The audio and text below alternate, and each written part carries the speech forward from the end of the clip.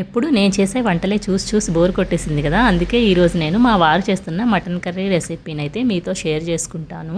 నాకు non veg curries అంతగా రాదండి. నేను బిర్యానీస్ ఇంకా ఫ్రైలు, చికెన్ ఫ్రై ఇలాంటివి అయితే బాగా చేస్తాను. కర్రీస్ చేయాలంటే నాకంటే కూడా మా హస్బెండే బాగా చేస్తారు. కాకపోతే దీంట్లో ముందేం వేశారు, వెనకాల ఏం వేశారు అనేది అవేం పట్టించుకోకుండా మీరు రెసిపీ అయితే ఫాలో అయిపోండి. ఇంకా ఇక్కడ దంచింది వచ్చేసి కాజు అండి. కొంచెం కాజుని దంచి పెట్టుకున్నారు.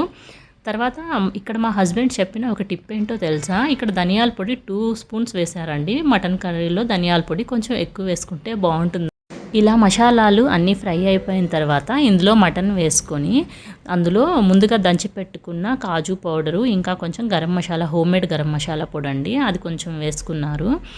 నేను ఇక్కడ మీకు ఒక విషయం షేర్ చేస్తాను. ఇలా మొత్తం వేసాక మటన్ మసాలాలో అంతా కలిపి పెట్టుకున్నాక తను ఏం చేస్తారంటే అలా వదిలేస్తారు ఒక హాఫ్ అన్ అవర్. అది బాగా మ్యారినేట్ అయ్యాక కొంచెం వాటర్ వేసి అప్పుడు విజిల్ పెడతారనమాట. అలా చేస్తే ఏంటంటే టేస్ట్ అనేది బాగుంటుంది.